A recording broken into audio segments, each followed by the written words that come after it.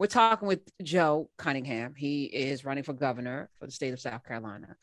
If elected day one, Man.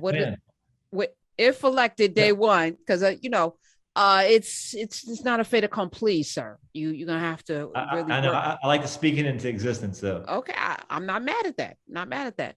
What are the first three things you plan on doing? Number one, expand Medicaid.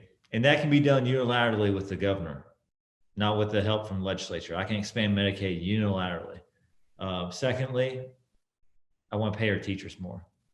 I'm a proud father. I got a 4-year-old boy, and I want I went to public school. He's gonna go to public school. I want him to have good quality education. And it's not just about paying our teachers more, but it's also making sure that he's safe when going to school. Karen, I don't want to have to buy a bulletproof backpack or think about bulletproof doors at school. And we've got real problems here in South Carolina. We have the highest crime rate we've ever had here. We had a shooting at a T-ball game.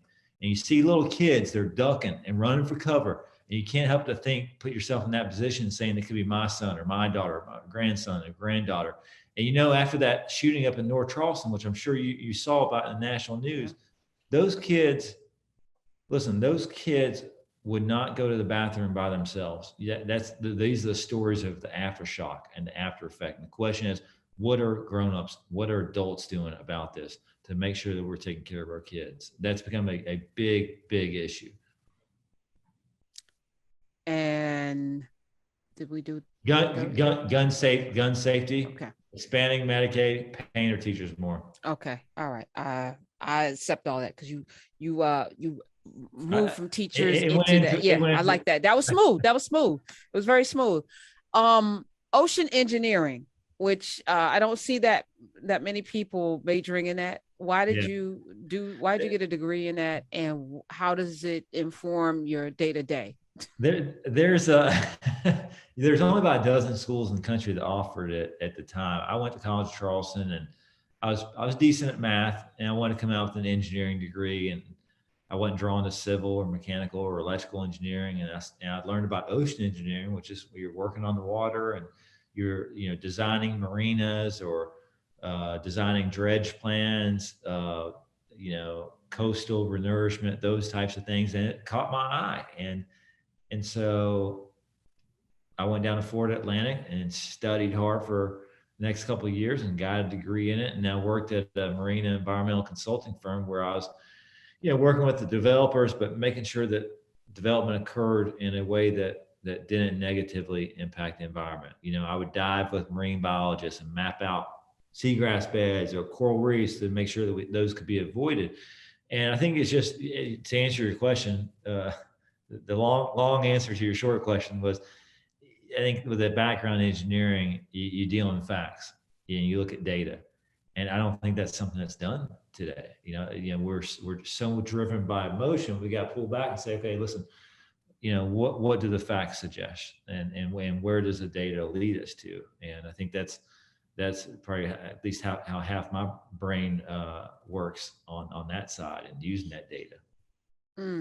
866-801-8255. Joe Cunningham is here. He wants to be governor of South Carolina. I believe that the made-up construct of race and the offshoot of that, terrorism, white terrorism, and racism will destroy this nation from the inside.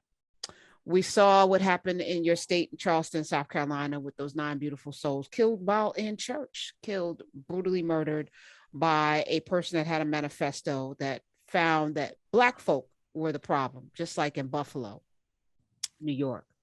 As governor of the state that had a Confederate flag flying to the point that Serena Williams went play in that state and so many others for so long, what will you do to, I guess I'm putting a lot on you, to eradicate racism, or at least allow for there to be in the schools, and those teachers who do need to get paid more can at least teach the truth about the history of this country? What can you do in that seat? Karen, I think you have to use that pulpit, to speak loudly about these issues and recognize that this is still alive and well, especially in areas of the Deep South. I mean, Dylan Roof, who went into Mother Emanuel and murdered 9 African Americans while their heads were bowed in prayer. and showed no remorse whatsoever. And he obtained that firearm through what's known as the Charleston loophole. And I worked with Majority Whip Jim Clyburn. We passed a bipartisan bill to close the Charleston loophole. Still needs to be done here at the state level. And you have to use that bullpen to acknowledge the exists, and acknowledge the inequities, inequalities, and have a diverse representation too. I want my cabinet and staff to look like South Carolina, and acknowledge that we need, we need more diversity across the board. We need a lot more Black male teachers in our school system. They're completely underrepresented, and so when little boys and girls come to school, they want to see teachers that look like them and know that they've experienced the same thing. And on the bench as well, and judges and courtroom, and make sure our judicial system and criminal justice system looks like it as well.